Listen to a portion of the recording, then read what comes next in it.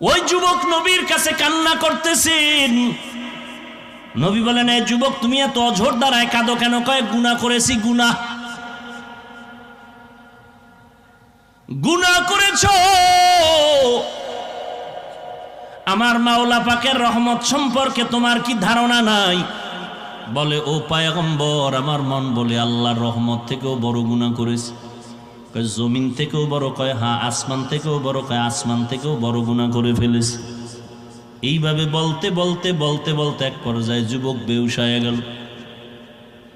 এবার নবী বলে, এত কইতেছো, গুনাহটা কি বল? আল্লাহর বান্দা যুবক কান্না করে বলে, পয়গম্বর, এত মারাত্মক অপরাধ আমি করেছি। মানুষ মরে যাওয়ার পর লাশগুলো যখন কবরের মধ্যে রাখিয়া সবাই চলে যায়, আমি একদিন পর যাইয়া ওই কবর খনন করিয়া লাশের কাফনটারে চুরি করে নিয়ে যাই। লাশের কাফন চুরি করে নিয়ে যাই। কিন্তু একটা ঘটনা আমাকে এত পরিমাণ কাঁদাইতেছে। এলাকার মধ্যে এমন একটা সুন্দরী রূপসী নারী যুবতী, তার ইন্তেকাল হয়ে গেল।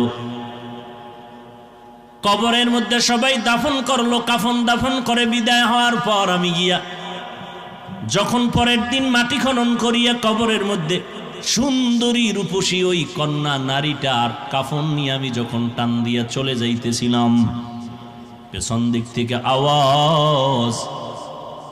এক পর্যায়ে আমি আবার ওই লাশের সাথে জিনায় লিপ্ত হয়েছিলাম।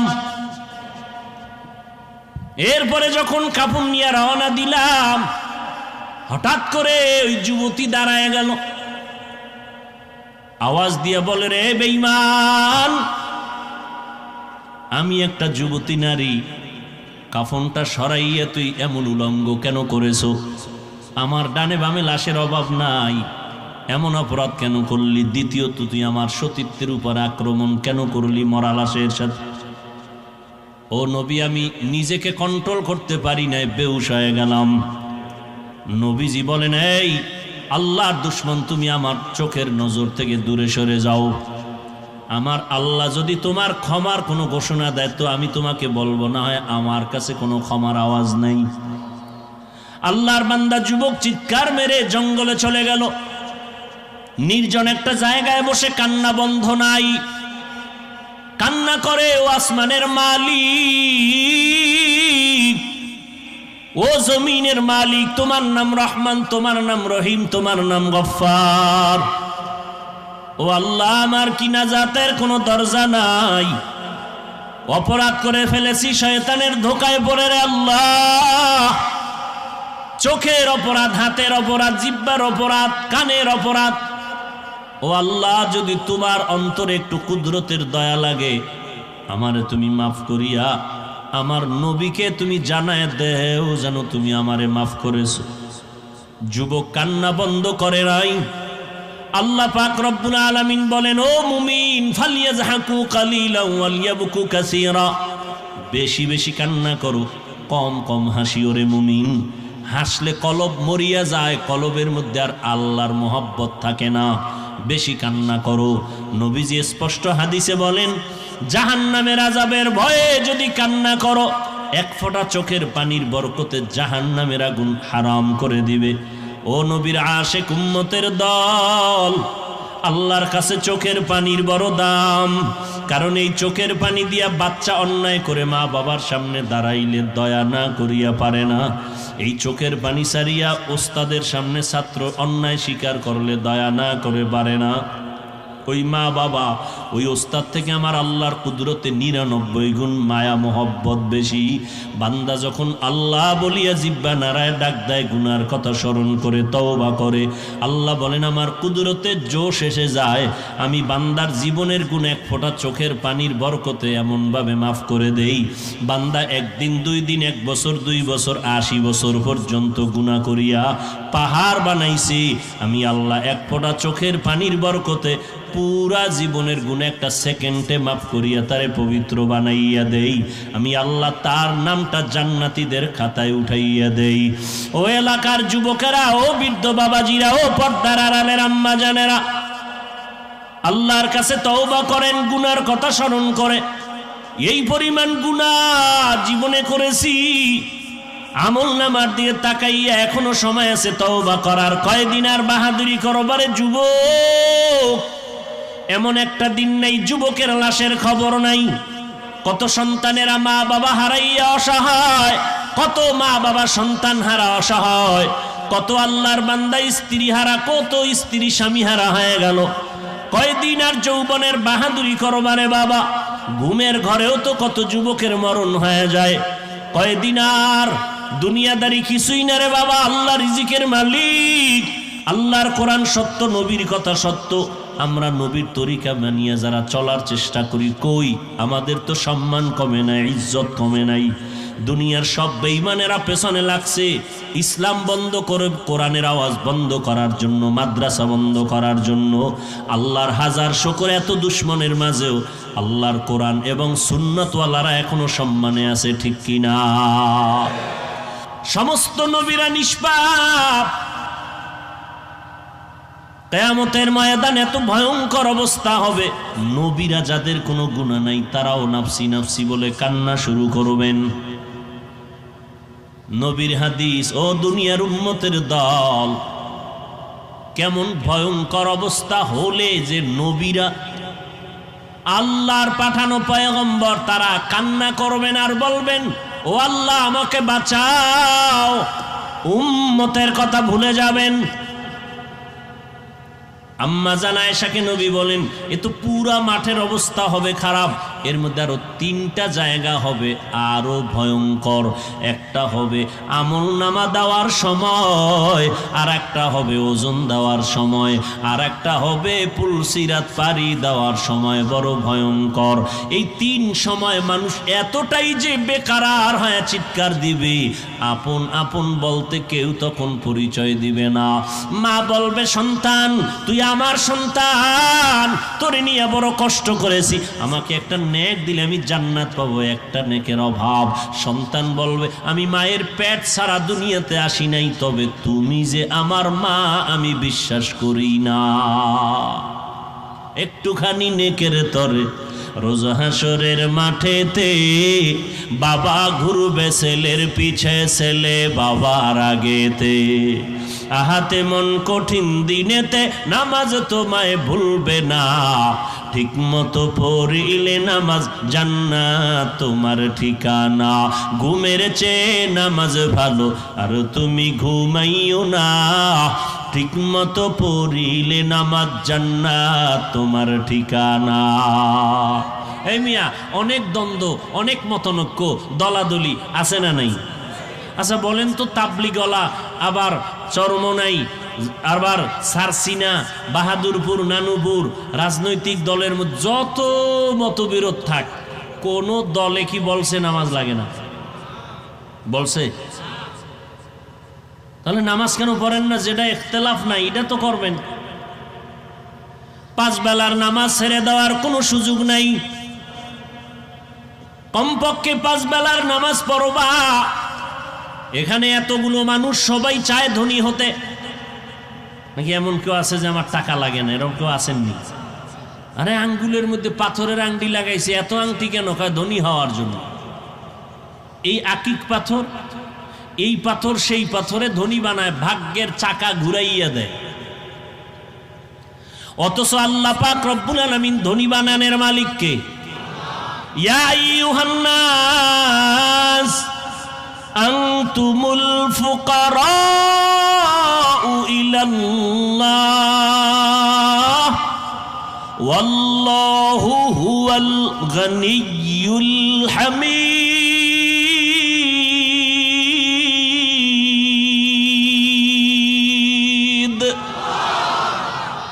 ও দুনিয়ার মানুষ, তোমরা ফকির, আমি আল্লাহ ধনী। আল্লাহ শুধু ধনী না, প্রশংসিত ধনী। অতএব ধনী বানানোর মালিক কে? আল্লাহ কয়, আমি ধনী বানাই, আমি গরিব বানাই। লা ইলাহা ইল্লাল্লাহ। আমি আল্লাহ তাআলা ব্যতীত তোমার আর কোনো ইলাহ নাই, কোনো রিজিক দাতা নাই, আইন দাতা নাই, বিধান দাতা নাই, হায়াতের মালিক নাই, মৌতের মালিক নাই, তোমাকে সম্মানের জায়গায় বসানোর মালিক আল্লাহ ছাড়া আর কেউ নাই। আমি আল্লাহ তোমাকে ধনী বানাইয়া দিব, আমি আল্লাহ তোমাকে আবার সম্পদ কমাইয়া দিব। অতএব যদি তুমি ধনী হতে চাও কোনো তাবিজ লাগবে না। মদিনার নবী বলেন 5 বেলার নামাজ যদি ঠিকমতো আদায় করো, 1 নাম্বার পুরস্কার তোমাকে আল্লাহ রিজিক বাড়ায় দিবেন। আরো আস্তে করে বলেন, মকুন সুসুতি নামাজে পাঞ্জেগানা ফাওয়াইলুল লিল মুসাল্লিনাল্লাযীনা মুমিনারা ইনামাজ ইমদাদে দা ইস্তাইনু আয়াতে কুরআবাখা আয়াতে কদ আফলাহারা ইয়াদেকুন গৌর কুন্দর মানিয়াজদিল সাদিকুন। কেউ যদি এরকম নিশ্চয়তা থাকে আমি ভোর রাত্রে উঠে তাহাজ্জুদ পড়ার নিশ্চয়তা আছে, প্রতিদিনের আমার অভ্যাস, তার জন্য উত্তম হলো তাহাজ্জুদ পড়ে ভিতরের নামাজ পড়ে নিবে। কিন্তু যার অভ্যাস নাই, নিশ্চয়তা নাই, 2 রাকাত সুন্নত পরে ভিতরের 3 রাকাত পরে নিবে। এরপরে ফরজ নামাজের পর দ্রুত সুন্নত থাকলে সুন্নত পড়িয়া তুমি ডান হাতের আঙ্গুল গুনে গুনে 33 বার সুবহানাল্লাহ সুবহানাল্লাহ সুবহানাল্লাহ, 33 বার আল্লাহ আলহামদুলিল্লাহ আলহামদুলিল্লাহ আলহামদুলিল্লাহ আলহামদুলিল্লাহ, 34 বার আল্লাহু আকবার আল্লাহু আকবার আল্লাহু আকবার। কয় ঘন্টা লাগবে? 1-1.5 মিনিটের সময়। কিন্তু তাসবির বড় দাম, তাসবিহে ফাতিমি বলা হয়। 5 বেলার নামাজের পরে 5 বার পড়বা। ঘুমের সময় ওযু সহকারে পড়িও। বিছানায় বসে ঘুমের আগে আবার ডান হাতের আঙ্গুলের কর গুনুগুলে আবার তুমি তাসবিহে ফাতিমি পড়ো। এরপরে আলহামদু সূরাটা পড়ো, আয়াতুল কুরসি পড়ো, কুল ইয়া আইয়ুহাল কাফিরুন সূরাটা পড়ো, কুল হুয়াল্লাহ পড়ো, কুল আউযু বিরাব্বিল ফালাক পড়ো, কুল আউযু বিরাব্বিন নাস পড়ে এবার তুমি ডান কাতে ঘুমাইয়া যাও। আল্লাহ তাআলা এই রাতের ঘুমের মধ্যে তোমাকে আজ না কাল একদিন দেখবা মদিনাওয়ালা নবীর সাথে মোলাকাত হয়ে যাবে।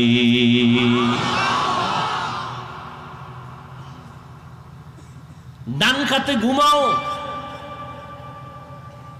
সুযোগ থাকলে চেহারাটা কিবলার দিকে ফিরাও। তার মানে উত্তরে মাথা থাকবে, দক্ষিণে পা থাকবে, তো কিবলার দিকেও হবে, ডান কাত হবে।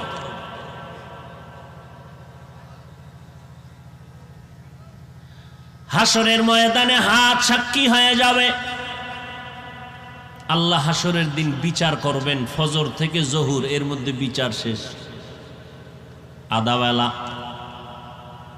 বলে, আধা বেলা বিচার কেমনে হয়? কোটি কোটি কোটি কোটি সহস্র কোটি মানুষ। আবার থাকবে পশু, আল্লাহ পাক গরু উঠাবে, কুকুর উঠাবে বিচারের জন্য। ওগো তো জান্নাত নাই জাহান্নামও নাই, এরপর উঠাবেন কেন? আল্লাহ সব জালিমের জুলুমের বিচার করবেন, কারণ ইনসাফের বিচারালয়ের নাম কিয়ামতের আদালত।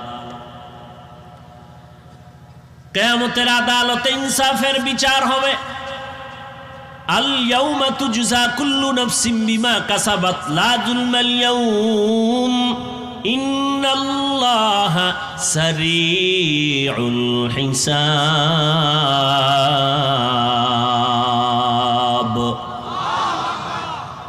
কোনো জুলুম করা হবে না, দ্রুত গতি বিচার হবে। বলে বিচারটা হবে আধা বেলা।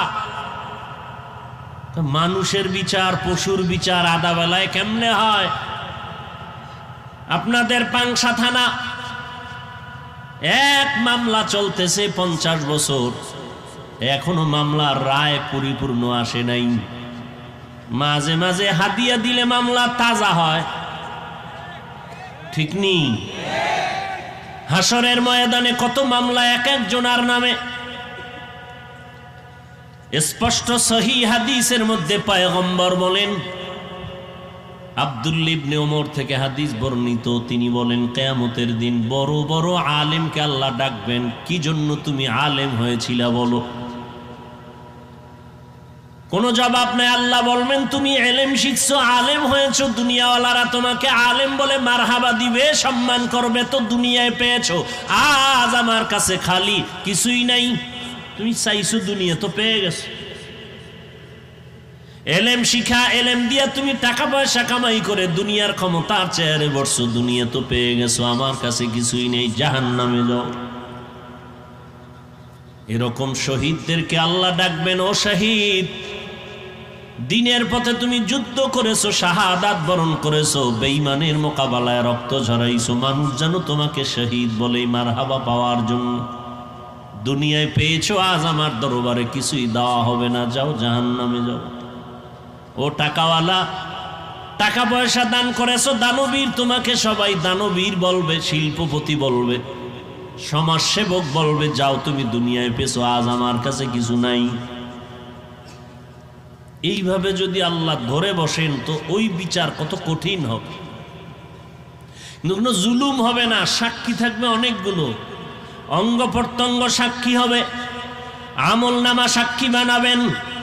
ওয়াউজিআল কিতাবু ফাতারাল মুজরিমিনা মুশফিকিনা মিম্মা ফীহি ওয়া ইয়াকুলুনা ইয়া ওয়াইলাতানা মা লিহাযাল কিতাব লা ইউগাদিরু সগীরাতান ওয়ালা কাবীরাতান ইল্লা আহসাহা ওয়া ওয়াজাদু মা আমিলু হাযিরা ওয়ালা ইয়াযলিমু রাব্বুকা আহাদা। কোনো জুলুম হবে না, বিন্দু থেকে বিন্দু, নেক হোক আর গুনাহ হোক, সব আমল নামায় পেশ করা হবে। দেখো, তাকায় দেখো জীবনে কি করছে। কিছু মানুষের আমল নামায় দেখা যাবে জেনার গুনাহ, অথচ জীবনেও জেনা করে নাই। কিছু মানুষের আমল নামায় দেখবে চুরির গুনাহ, কিন্তু জীবনেও সে চুরি করে নাই। মদের গুনাহ দেখবে মদ পান করে নাই। ঘুষের গুনাহ দেখবে আমি জীবনে ঘুষ খাই নাই, তো ফেরেশতারা লেখলো কই থেকে, এই বান্দা তুই ঘুষ খাইছো, বলে জীবনেও খাই নাই। হারাম খেয়েছো, খাই নাই। সুদ খেয়েছো, খাই নাই। মদ পান করছো, করি নাই। আমল নামায় যে দেখা যায় ফেরেশতারা লেখলো কই তো জানি না।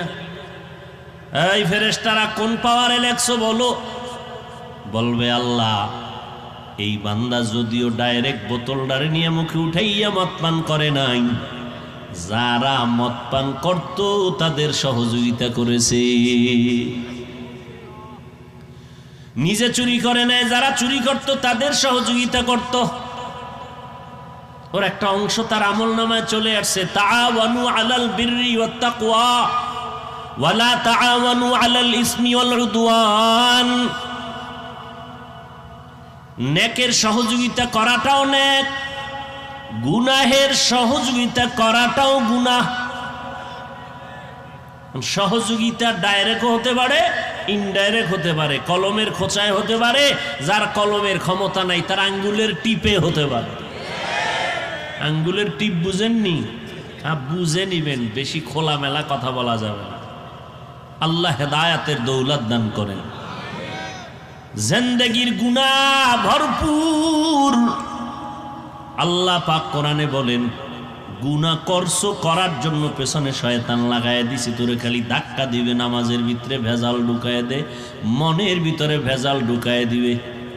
নবীজির হাতে একজন নবমুসলিম মুসলমান হলো, কালেমা পড়লো, নামাজ কালেমা পড়িয়া মুসলমান হইয়া নামাজ পড়ে। নবী বলে নামাজ পড়ো। বাইরে চলে গেল, বাহিরে গিয়া গুনাহের কিছু অপরাধমূলক কাজ করে।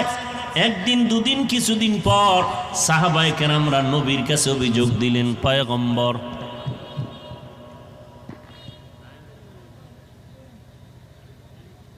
কি ঝামেলা, কি কারেন্ট না আইলো বালা, এটা বন্ধ করবা, আবার যাইব, আবার শেষে কিছুই হবে না। ডিস্টার্ব না করা ভালো। ভাইরা আমার, কি কথা বলতেছিলাম?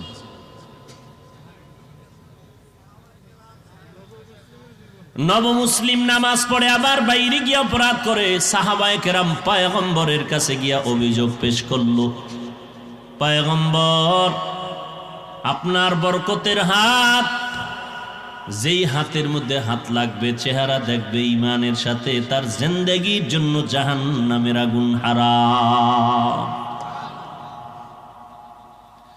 মুসলমান আপনার হাতে মুসলমান হয়ে নামাজও পড়ে, বাইরে গিয়ে গুনাহও করে। নবীজির আদত, অভ্যাস, একবার বললে আওয়াজ দিতেন না, কিছু বলতেন না। দ্বিতীয়বার আবার অভিযোগ আসলো, নবী কিছুই বলেন নাই। কিছুদিন পরে যখন আবার অভিযোগ আসলো, কয়বার হইল? 3 বার। নবীজি বললেন, নবী কথা বলতেন খুব কম এবং সংক্ষেপ, কিন্তু এর ব্যাখ্যা অনেক। নবী বললেন, তোমরা কিচ্ছু বলবা না, তার নামাজ যেদিন ঠিক হয়ে যাবে সেদিন সে গুনাহমুক্ত জীবন লাভ করবে। নামাজ যেদিন ঠিক হয়ে যাবে সেদিন তার জিন্দেগি পবিত্র হয়ে যাবে, গুনাহমুক্ত হয়ে যাবে। তাহলে বোঝা গেল তার নামাজ এখনো কি হয় নাই, ঠিক হয় নাই। মুসলমানেরা নামাজ পড়বে না কেন? নবী বলেন, বাইনাল আবদি ওয়া বাইনাল কুফর তারকুস সালাহ।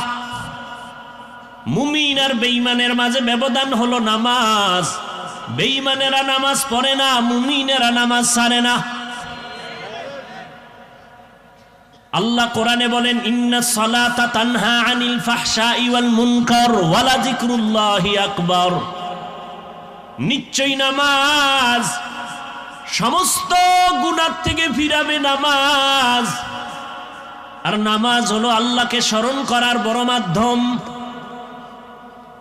ইয়া আইয়ুহাল্লাযীনা আমানু লা তুলহিকুম আমওয়ালিকুম ওয়া আওলাদিকুম আন যিকরিল্লাহ। ও মুমিন, সাবধান, খবরদার, তোমাদের সম্পদ আর সন্তান থেকে সাবধান। তোমাদের সম্পদের আধিক্যতা তোমাদের সন্তানের কারণে জানো আমার মাওলা পাকের স্মরণ থেকে তোমাকে গাফেল করে না দেয়। স্মরণ মানি নামাজ থেকে যেন তোমাকে দূরে সরাইয়া না দেয়। কারণ হাসরের ময়দানে প্রথম হিসাব হবে নামাজের হিসাব। মুসলমান আর বেঈমানের মধ্যে ব্যবধান কি? নামাজ। আবার নামাজি নামাজ পড়বে, সমস্ত গুনাহ থেকে ফিরে থাকবে। ফিরাবে কে?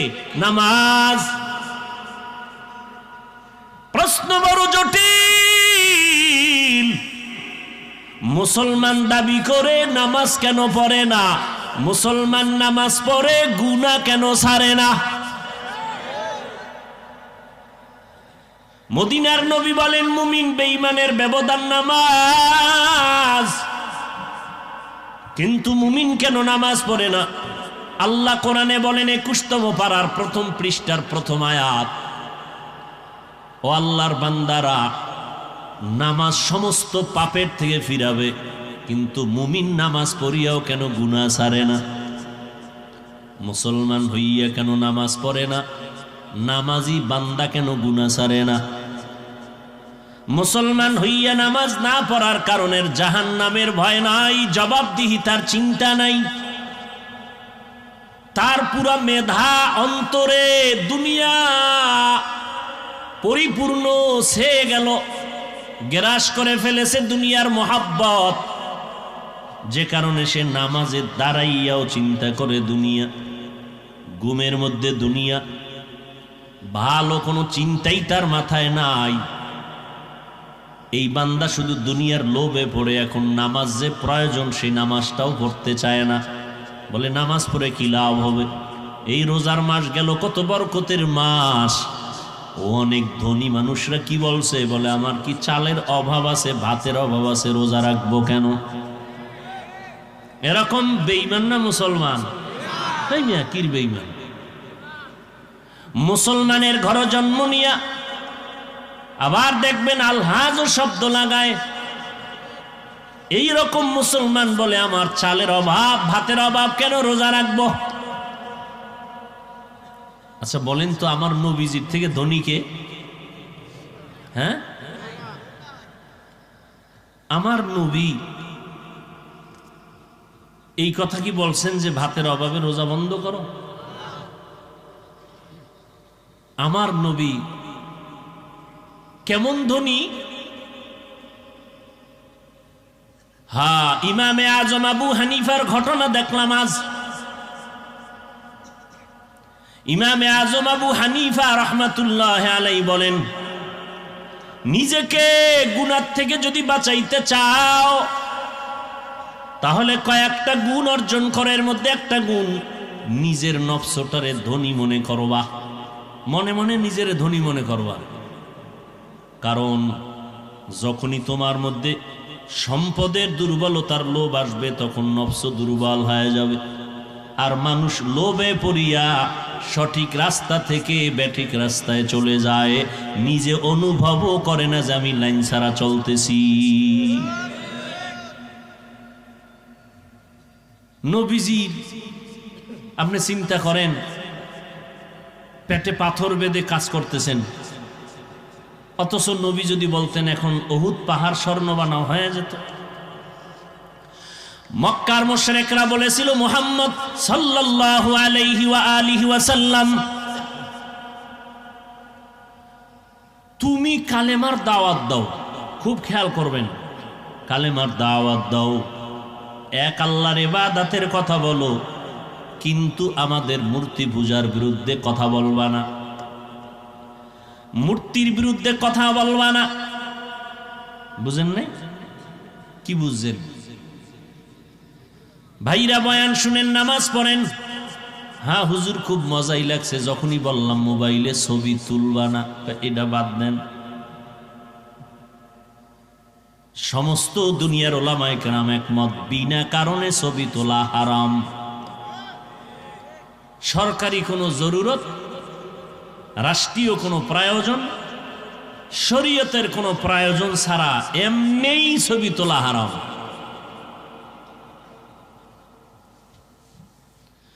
আপনাদের বলবো কি, মহামারীতে আমরা আজ নিমজ্জিত হয়ে গেলাম, এই ছবির থেকে বাঁচার উপায় নাই।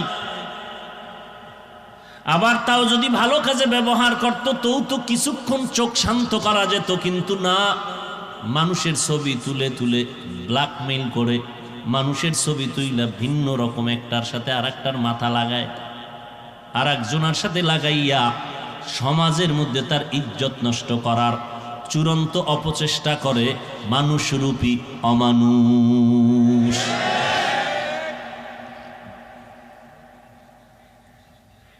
আহা, আল্লাহ সবার ইজ্জতকে হেফাজত করেন। ভাইরা আমার, আল্লাহর নবী গরিবী হালাতকে পছন্দ করতেন। নবী শুধু এক মাস রোজা রাখছেন, প্রত্যেক মাসের প্রত্যেক সপ্তাহের সোমবার বৃহস্পতিবার রসুল রোজা রেখেছেন, ভাতের অভাবে না। দর্শন বিজ্ঞান সব এক আওয়াজে কথা বলতেছে আর বলতেছে মুহাম্মদের প্রত্যেকটা দর্শন তার উম্মতের জন্য শুধু পরকালীন ফায়দা নয়, শারীরিক রোগের ঔষধ। গবেষকরা বলতেছেন রোজা রাখলে পাকস্থলী তাজা থাকে, কিডনি তাজা থাকে, হার্ট শক্তিশালী হয়। আপনি রাখবেন না কেন? সোমবার দিন রোজা রাখবেন, মঙ্গল বুধবার খাবেন, আবার বৃহস্পতিবার দিন রাখবেন, শুক্র শনি রবিবার আবার খাবেন। টোটাল ব্যালেন্স হয়ে যাবে আপনার শরীরের জন্য খানা আর রোজা। রুহানি পাওয়ার তো আছেই। আর এটা এমন একটা আমল, রোজা পৃথিবীর সমস্ত ধর্মের মানুষেরা এই না খাওয়ার সাধনা করে। হিন্দুরাও রোজা রাখে, খ্রিস্টানরা রাখে, ইহুদিরা রাখে, বৌদ্ধরা রাখে। আমরা কই রোজা? ওরা বলে না খাওয়ার সাধনা, আর আমরা রোজাকে বলি আল্লাহ পাওয়ার সাধনা। গুনাহ থেকে নিজেকে বাঁচানোর সাধনা। وَأَمَّا مَنْ خَافَ مَقَامَ رَبِّهِ وَنَهَى النَّفْسَ عَنِ الْهَوَى فَإِنَّ الْجَنَّةَ هِيَ الْمَأْوَى। হাসরের ময়দানের দিন আল্লাহর আদালতে দাঁড়াইয়া হিসাব দেওয়ার ভয় অন্তরে জমা করে গুনাহ থেকে নিজেকে বাঁচাও। আল্লাহ তোমার ঠিকানা জান্নাতুল মাওয়া দান করবেন। জমিনে যেদিন আমি আসছিলাম, আপনারা আসছিলেন, কলবের মধ্যে আমল নামায় কোনো গুনাহ ছিল না, আয়নার মতো স্বচ্ছ কলব দিয়ে আল্লাহ পাঠাইছিলেন। মা বাবার কারণে অনেক সন্তানরা গুনাহের মধ্যে লিপ্ত হয়ে গেছে। মা বাবার কারণে সন্তানরা নামাজ ছেড়েছে। কারণ পয়গম্বর বলেন, ও সন্তানের মা বাবা, 7 বছর যখন সন্তানের বয়স হবে নামাজের মুসাল্লায় দাঁড় করায় দাও। 10 বছরের সময় শাসন করা লাগলে শাসন করিয়া হলো নামাজের মুসাল্লায় দাঁড় করাও। বড় হলে কন্ট্রোলে রাখতে পারবা না, কোনো তাবিজেও কাজ হবে না। মোবাইল নিয়ে তামাশা করে, বাচ্চারে মোবাইল দিছে, বাচ্চা সারাদিন মোবাইল দেখে, ওদিকেই নজর, দেখতে দেখতে এখন বাচ্চা বোবা হয়ে গেছে, কথা বলে না। সেদিন এক আল্লাহর বান্দা একটা বাচ্চা নিয়ে আসছে, হুজুর একটু দম করেন। কি বিষয় কি? বলে কথা বলে না। বললাম তুই বোধহয় মোবাইল দিছো বাচ্চারে। কাহা মোবাইল দিস। মোবাইলের দিকে এক ধ্যান আর মোরাকাবা করতে করতে ডানে বামের খবর নাই। আব্বু বলে ডাক শিখায় নাই, আম্মু বলে ডাক শিখায় নাই। বাচ্চারে মা বাপ কথা শিখায় না, ও বাদ দিছে। মোবাইল একটা দিয়া কথা শিখানো বন্ধ করে দিছে। ওই মোবাইলে দেখে ইংলিশ, উর্দু, হিন্দি এগুলো শিখছে, 2-1 শব্দ আব্বু বলা শিখে নাই, আম্মু বলা শিখে নাই। সালাম তো পরের কথা। ইন্টারন্যাশনাল এক মহামারী এই মোবাইল। এমন কোন সাইড নাই যেখানে এফেক্ট করে নাই। আল্লাহ মোবাইলের গুনাহের থেকে আমাদেরকে হেফাজত করেন। এক মোবাইলে কলবের গুনাহ করায়, হাতের গুনাহ করায়, চোখের গুনাহ করায়, কানের গুনাহ করায়। এটা তো গুনাহ। এবার আসেন গবেষকদের গবেষণা। চোখের পাওয়ার নষ্ট, হার্ট নষ্ট, কিডনি নষ্ট, ব্রেন নষ্ট, চোখে ব্যথা, মাথা ব্যথা, বুকে ব্যথা মোবাইলের পর শুরু হয়েছে। ছেলেরা লেখাপড়া করবে, আধা ঘন্টা বই পড়ার পরে বলে মাথা ঘুরায়, চোখ ব্যথা করে, তাকায় থাকতে পারি না। তো পরীক্ষা কেমনে দিবি? বলে নকলের রাস্তা খুলে দাও। নাই, উপায় নাই। লেখাপড়ার মান কই চলে গেল? হ্যাঁ, এই সাইজের ছেলে মেয়েরা তো দোয়া ইউনুস পড়া দরকার, যে আরো কয়েক বছর করোনা থাকুক, তাহলে বছরে বছরে অটো পাস, লাভ দিয়া চেয়ারে বসে বলবে আমি এখন MBBS ডাক্তার হয়ে গেছি। রুগী বাঁচাইতে না পারলেও মরার জন্য আমি রেডি। Auto pass. আল্লাহ তাআলা বলেন, গুনাহ থেকে নিজেরে বাঁচাও যদি আল্লাহর আদালতের হিসাব দেওয়ার ভয় অন্তরে জমা করো। কারণ ভয় এমন একটা পুঁজির নাম, ভয়ের কারণে মানুষ অন্যায়ের থেকে নিজেরে ফিরানো সম্ভব। ভয়, এই ভয়ের নাম তাকওয়া, এই ভয়ের নাম খশিয়া, এই ভয়ের নাম খৌফ। এই ভয়টা মা বাবা সন্তানের মধ্যে যদি না থাকে, কোনোদিন মা বাবার সাথে অন্যায় করা বন্ধ করবে না। এই ভয়টা ছাত্রের মধ্যে যদি না থাকে, ওস্তাদের সামনে আদব রক্ষা করতে পারবে না, বেয়াদবি করবে। এই ভয়টা যদি মানুষের মধ্যে না থাকে, তাহলে মানুষ কখনো কন্ট্রোলই নিতে পারবে না।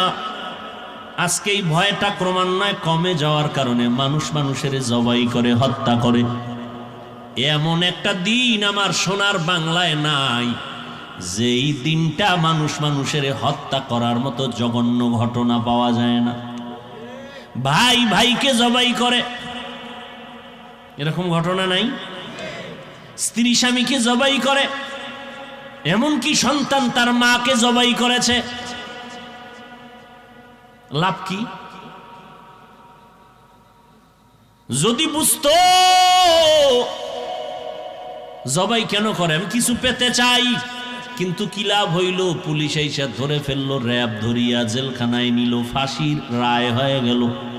না দুনিয়া পাইলি না আখিরাত পাইলি, এই চিন্তা যদি মানুষ করত, জীবনেও কেউ কারো গলায় অস্ত্র ধরতো না। আর সরকার যদি একটা আইন করে দিতেন যে যত বড় অপরাধ করো শরীরের উপরে হাত তুলবি, তদন্ত ছাড়া তোর ফাঁসি, কোনো তদন্ত নাই। পুলিশ আছে, আইন আছে, র্যাব আছে, আদালত আছে, বিচার হবে কঠিনভাবে তদন্ত আকারে। গায়ে হাত তুললি কেন? তদন্ত ছাড়া তোর আজীবন জেল, কোনো তদন্ত নাই। গায়ে হাত তুললি কেন? এরকম খালি 5টা, এই আইনটা করে খালি 5টা জায়গায় পুলিশ লাগাই দিত, 5টা আসামি ধরত, আজীবনের জন্য জেল রায় দিয়ে দিত, আর এর মধ্যে কিছু ফিডা ফাডা লাগাইতো, টোটাল বাংলাদেশ সোনার বাংলাদেশ হয়ে যেত।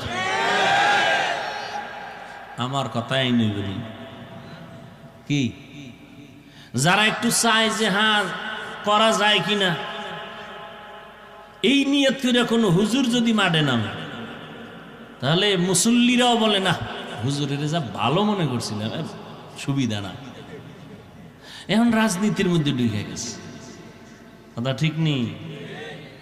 জিন্দেগি মে বন্দেগি তু করনা হে, जिंदगी में बंदगी तू करना है, जिंदगी बे बंदगी शर्मिंदा है, जिंदगी बे बंदगी शर्मिंदा है। জীবনটা দেখতে দেখতে কয় বছর চলে গেল, এখন শরীরের শক্তি দুর্বল, কোন দিন গালের মধ্যে দাড়ি উঠলো জানছেননি, আবার সেই কালো দাড়ি কোন দিন সাদা হলো টের পাইছেননি, কোনো দিন টের পান নাই।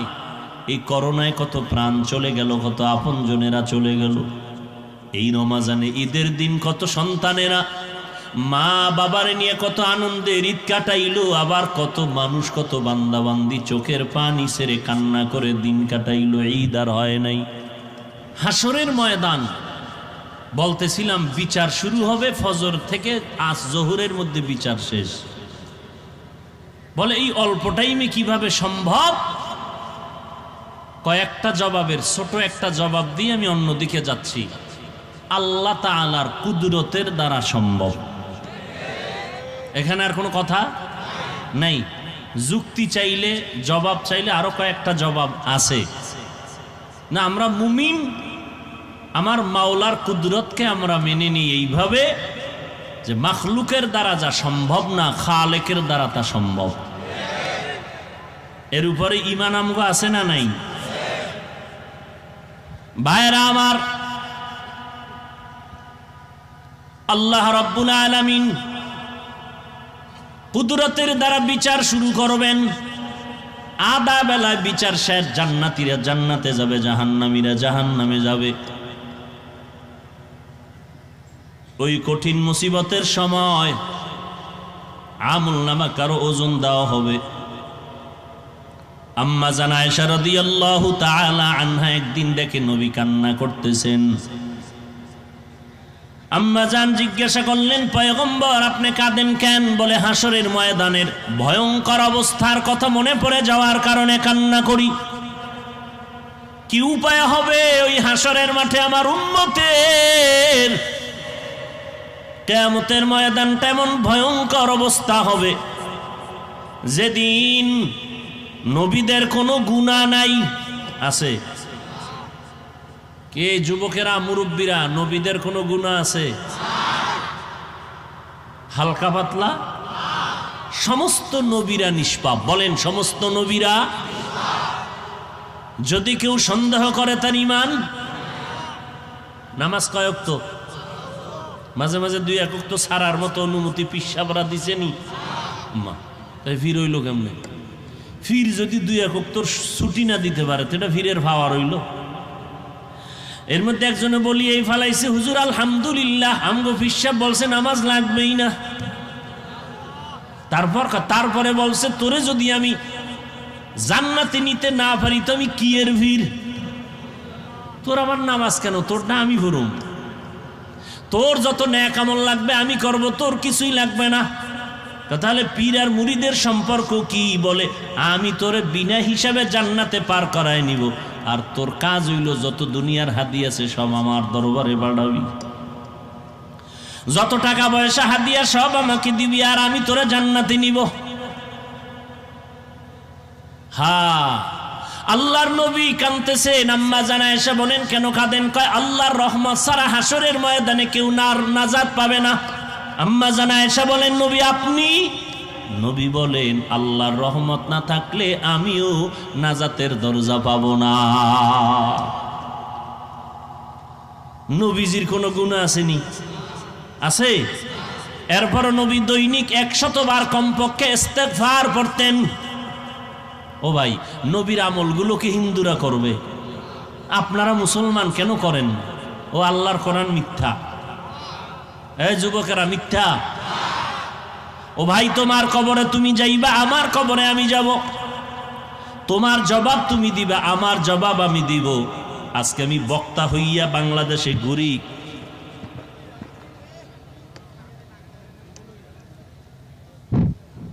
কি ভাইরা আমার, আজ আমি বক্তা হইয়া ঘুরি, কত ভাব, কিন্তু এই ভাবের সীমানা কত? কয় 3টা সাদা কাফনে যেদিন প্যাকেট হয়ে যাব সব ভাব বন্ধ হয়ে যাবে। কে ধনী, কে গরিব, কে ইমাম, কে মুক্তাদি, কে ডাক্তার, কে রুগী, কে শিক্ষিত, কে মূর্খ, কোনো ভেদাভেদ নাই। সাদা কাফনে ঢোকার পরে উপরে লেখা থাকবে পীর সাহেবের লাশ, সব শেষ বাহাদুরি। ও যুবক, কে বুড়া, কে যুবক লেখা থাকবে, কে চরমনাই, কে তাবলিগ আলাদা হবে। তাবলিগ ওয়ালাদের কাফনের কালার হবে কালো, চরমনাই ওয়ালাদেরটা হবে সবুজ, না সব সমান? ওই সবুজ, ওই নমুনা কিন্তু মরার আগে আল্লাহ হজে দেখাইয়া দিছে। মরার আগে একটু মরণের বাহানা কর, মরার আগে মরণের কাফন পরে একটু বাহানা করো। ওই মক্কায় গিয়া দেখো, কে ধনী, কে গরিব, কে শিক্ষিত, কে মূর্খ, কে জুয়ান, কে বুড়া, ভেদাভেদ নাই। সবার জুতা খোলো, টুপি খোলো, গেঞ্জি খোলো, লঙ্গি খোলো, সাদা 2টা কাফন পরো, তোমরা আখিরাতের যাত্রী। কি ওখানে গিয়া তুমি যা চাইবা, গরিবের যে আওয়াজ তোমারও একই আওয়াজ, আলাদা কোনো স্লোগান নাই। লাব্বাইক আল্লাহুম্মা লাব্বাইক। সবাই তোমরা আমার মাওলার কবর পথের যাত্রী, তোমরা আমার মাওলার আশিক আর পাগল। ওই মাওলার ইশক আর মোহাব্বত আর পাগলামির পরিচয় দিয়া ওখানে সব একাকার হয়ে যাও। কে ধনী, কে গরিব জানার দরকার নাই, ধনীরও যেই আওয়াজ, গরিবেরও সেই আওয়াজ। ও আল্লাহ, তোমার দরবারে আমি আশিক পাগল হাজির হয়ে গেলাম।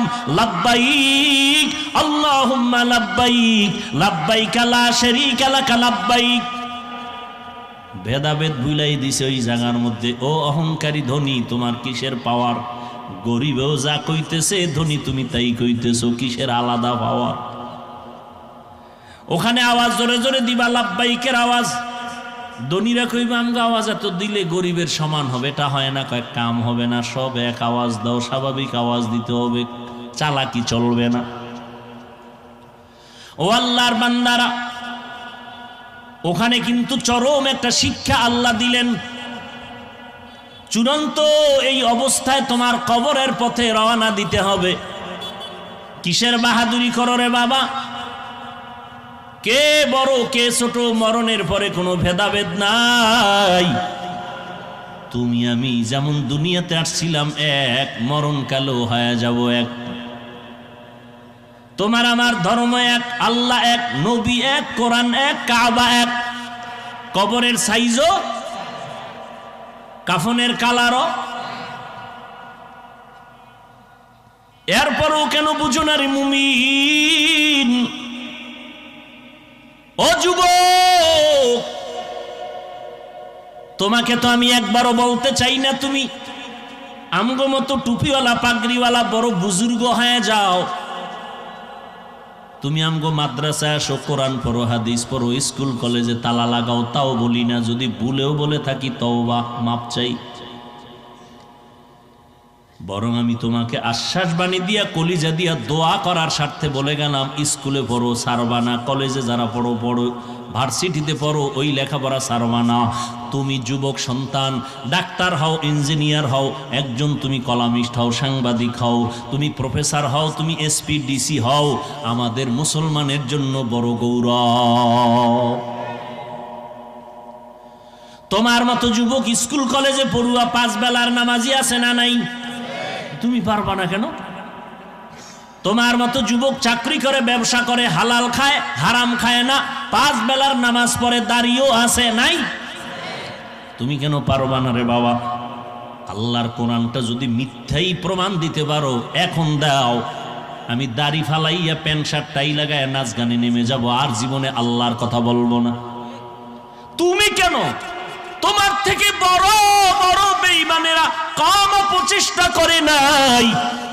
১,৫০০ বছর হয়ে গেল, আল্লাহর কোরআনের একটা অক্ষরের ভুল আজ পর্যন্ত কেউ বের করতে পারে তো নাই, বরং তারা মাথা নত করে মুসলমান হয়েছে। জীবনে নবীকে দেখে নাই, নবীর আদর্শ দেখে মুসলমান হয়ে গেল। কিন্তু তুমি মুসলমান, তুমি নবীর আশিক। তোমার মাথায় কেন টুপি নাই? নবীর তরিকায় কেন চুলটা কাটো না? আঙ্গুল কাটার, আঙ্গুলের নখগুলো কেমনে রাখবা, কেমনে কাটবা, সেখানেও নবীর তরিকা আছে না নাই? আল্লাহর জাতের কসম, মদিনাওয়ালা নবীর আদর্শ ছাড়া অন্য কোন আদর্শ যদি দেখাইতে পারো নবীরটার থেকে ভালো, দেখাও, আমি নবীরটা বাদ দিয়া সেইটা গ্রহণ করব, দেখাও। কিন্তু তোমার থেকে মহাপণ্ডিতেরা বহু আবিষ্কার করলো আদর্শ। আব্রাহাম লিঙ্কনের আদর্শ ফেল, মাও সেতুনের আদর্শ ফেল, লেনিনের আদর্শ ফেল, কালমার্সের আদর্শ ফেল, প্লেটোর আদর্শ ফেল। এক কথায় বললাম, দুনিয়ার সব মানুষের বানানো আদর্শ নাপাক, আমার মদিনাওয়ালা নবীর আদর্শই হলো একমাত্র পাক। ওগো নবীর উম্মতেরা,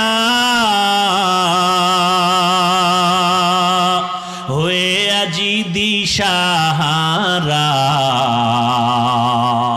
কোরআন হাদিসের চলো যখন যাহা চায় মনে, নবী বিনে কে তরাবে পুলসিরাত মিজানে, নবী বিনে কে তরাবে পুলসিরাত মিজানে। নবীর মায়া নাই কি তোমার, কেমনে দুঃখ দাও যে আবার, দরুদ পড়ো স্মরণ করো প্রথম ঘাটি কাফনে, নবী বিনে কে তরাবে পুলসিরাত মিজানে, নবী বিনে কে তরাবে পুলসিরাত মিজানে। ও আল্লাহর বান্দারা, আজকে আমি এক দলের মানুষ, তুমি ভিন্ন দলের মানুষ, কিন্তু চিন্তা করো, যেদিন তোমাকে আমাকে সাদা কাপনের প্যাকেট বানাইয়া জানাজা পড়াইয়া কবরে রেখে মাটি চাপা দিয়া সব চলে যাবে, ওই জায়গায় 2 জন ফেরেশতা চলে আসবে, 3টা প্রশ্ন করবে সবার বেলায়, হিন্দু, বৌদ্ধ, ইহুদি, খ্রিস্টান, হুজুর, সব লাশের ক্ষেত্রে, মাইয়তের ক্ষেত্রে প্রশ্ন 3টা। রবের পরিচয় দাও, ধর্মের পরিচয় দাও, রাহমাতুল লিল আলামিনের পরিচয় দাও। ওমরে ফারুক রাদিয়াল্লাহু আনহু একদিন কান্না করে করে নবীর দরবারে হাজির। বলবো, নবীজির দরবারে কান্না করে হাজির। নবী বললেন, ওমরে ফারুক আপনি কাঁদেন কেন? একটা যুবক আমার দরজায় এসে এমন চিৎকার শুরু করছে, আমারও কান্না শুরু হয়ে গেছে। যুবক কই? বলে ঘরের বাইরে। ভেতরে ঢুকতে বলেন, ঢুকতে বলল। যুবক এবার ভেতরে ঢুকলো। ও যুবকেরা, ও বৃদ্ধ বাবাজি, ও পর্দার আড়ালের আম্মা জানেরা, দুনিয়াটা কিছুই না। এত বাহাদুরি করি, কই নমরুদ, কই সাদ্দাত, কই ফেরাউন, সব একাকার। আজকে ফেরাউনের নামটা পর্যন্ত পৃথিবীর মুমিন কেন কোনো বেঈমানেরাও গ্রহণ করে না। যদি বেঈমানের এখন মাসে মাসে 1 লাখ টাকা দিব, সন্তানের নাম রাখবি ফেরাউন, রাখবে কেউ? বাঙালি রাখলে রাখতে পারে, কারণ 1 লাখ টাকার লোভ। কি ঠিক না? চিন্তা করবে, ঠিক আছে 1 লাখ টাকা দিবানি, কয় দিমু, তাহলে কয় রাইখা দিলাম গোপনে, পরে তওবা করে নিমু। এই বিপদে 1 লাখ টাকা কি কম নি? আপনি হাসেন কেন? অসম্ভবের কি? ঘর তালাশ করো, রহিমা নামে কোনো কন্যা পাবা? থাকলে দাও, 50,000 টাকা আমি তোমার হাদিয়া দিন। একটা বিধর্মীর ঘরে রহিমা নামের কোনো মাইয়া পাও? আছে? ভাই যুবকেরা বলো। আব্দুর রহমান নামের কোন যুবক? কিন্তু মুসলমানের ঘরে ঘরে ঘরে ঘরে বিধর্মীদের নাম আছে না নেই?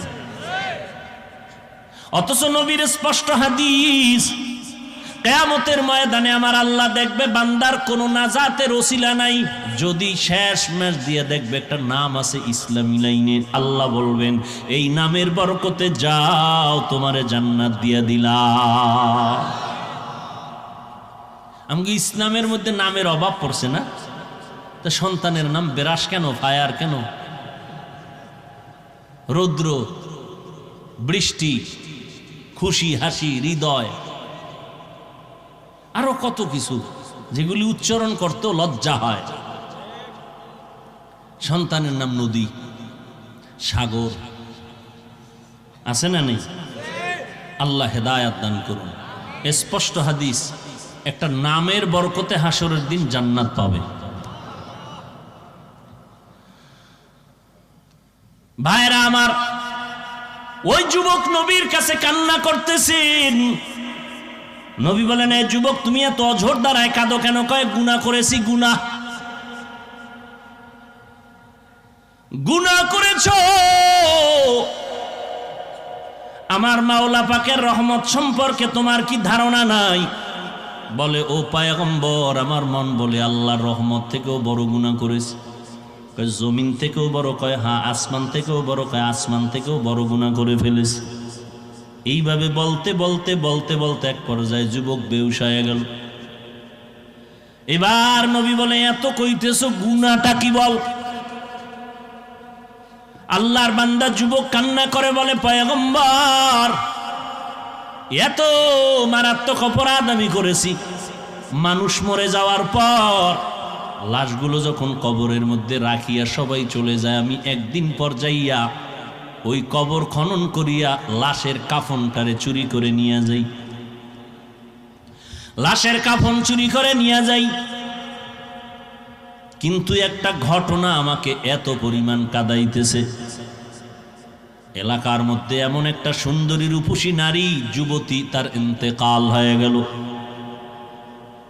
কবরের মধ্যে সবাই দাফন করলো, কাফন দাফন করে বিদায় হওয়ার পর আমি গিয়া যখন পরের দিন মাটি খনন করিয়া কবরের মধ্যে সুন্দরী রূপসী ওই কন্যা নারীটার কাফন নিয়ে আমি যখন টান দিয়া চলে যাইতেছিলাম, পেছন দিক থেকে আওয়াজ।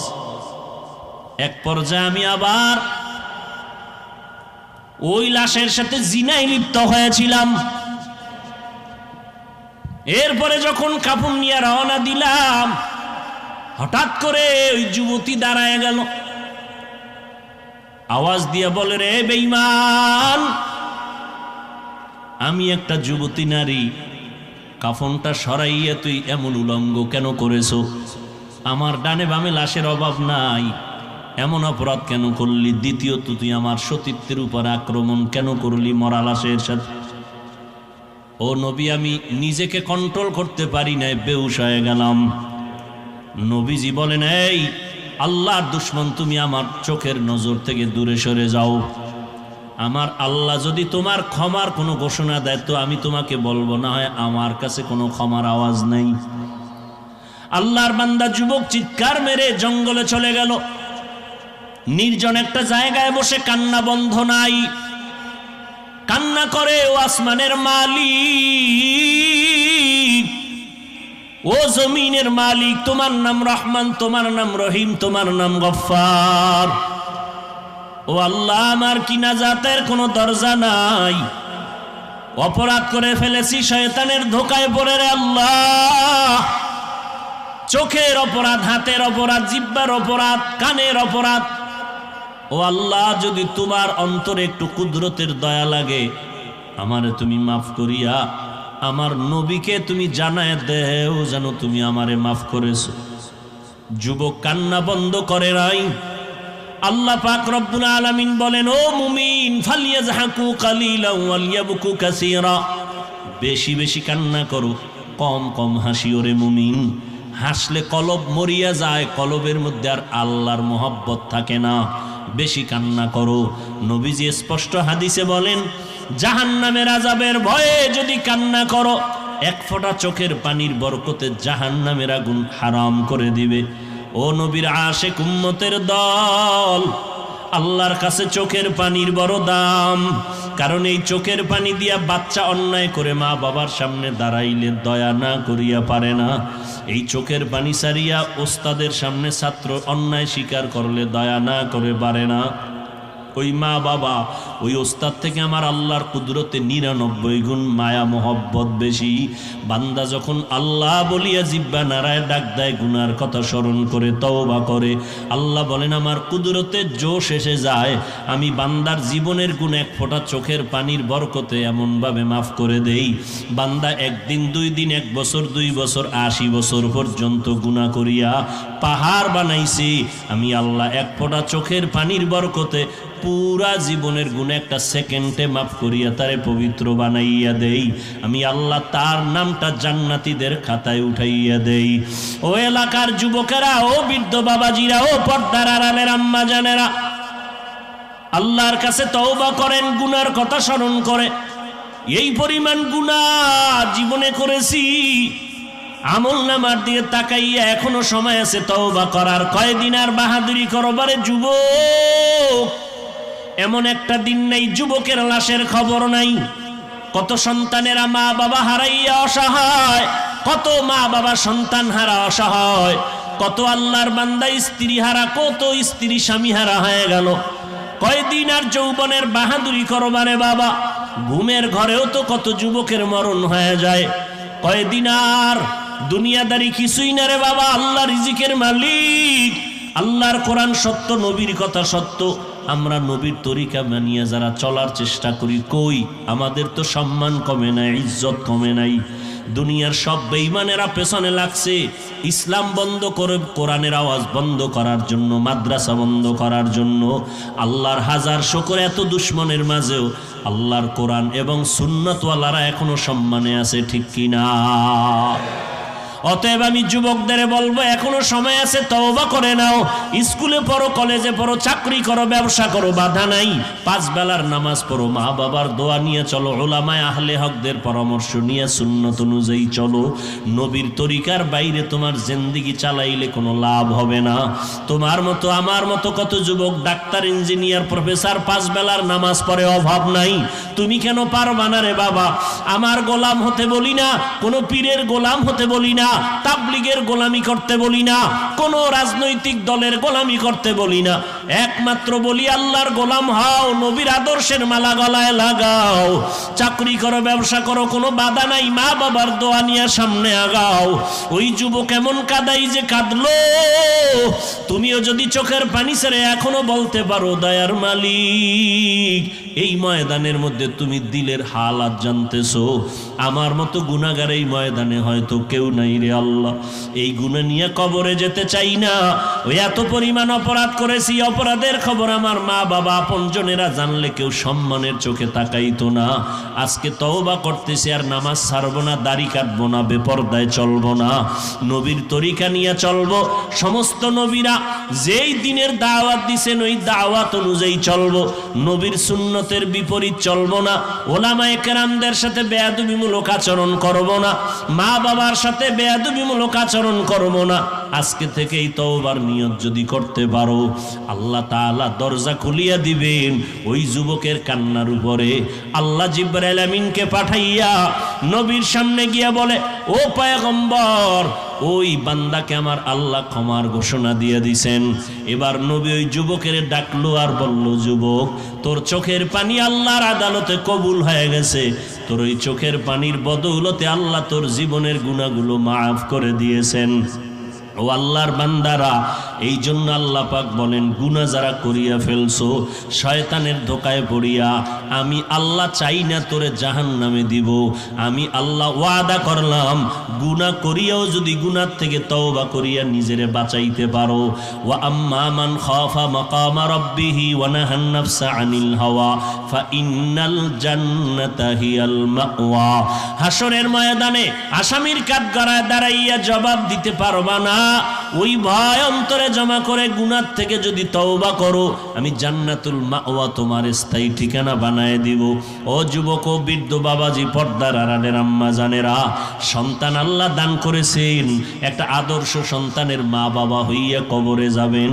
আপনার সন্তান ডাক্তার হবে, ইঞ্জিনিয়ার হবে, কিন্তু তার জবানের আদর্শ ব্যবহার এত সুন্দর, মুরব্বীরা খুশি হয়ে দোয়া করবেন, ওলামায়ে কেরাম খুশি হয়ে দোয়া করবেন। এই আদর্শ মা আপনাকে শিখাইতে হবে সন্তানেরে।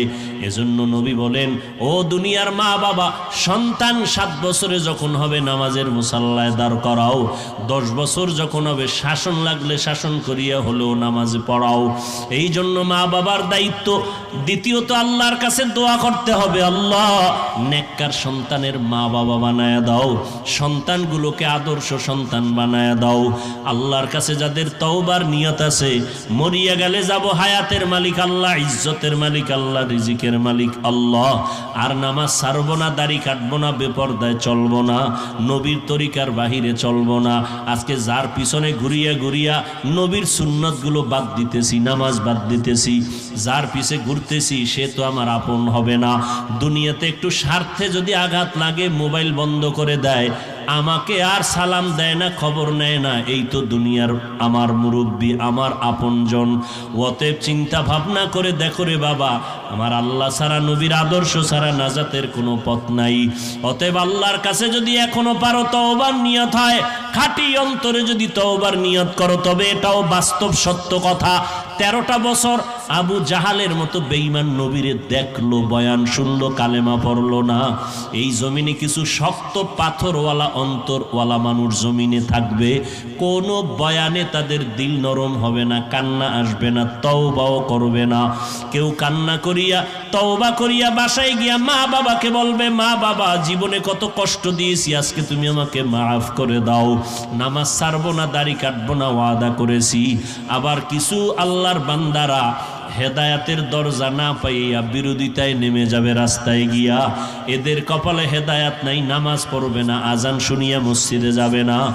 আসলে খাঁটিভাবে যাদের তওবার নিয়ত আছে, জীবনটা চলিয়া গেল আর নামাজ ছাড়বো না, দাড়ি কাটবো না, মা বাবারে কষ্ট দিব না, জবান চোখ আর হাত দিয়া গুনাহ করব না। খাঁটি তওবার যদি কারো নিয়ত হয়, তওবার নিয়তে দুটো হাত আমার আল্লাহকে দেখাইয়া দাও। আয় আল্লাহ, আমাদের হাতগুলো কবুল করে নেন, তওবা কবুল করে নেন। তওবার উপরে মজবুত হইয়া নবীর তরিকা মতে চলার তৌফিক দান করেন, আমিন। আলহামদুলিল্লাহি রাব্বিল আলামিন। ওয়াসসালাতু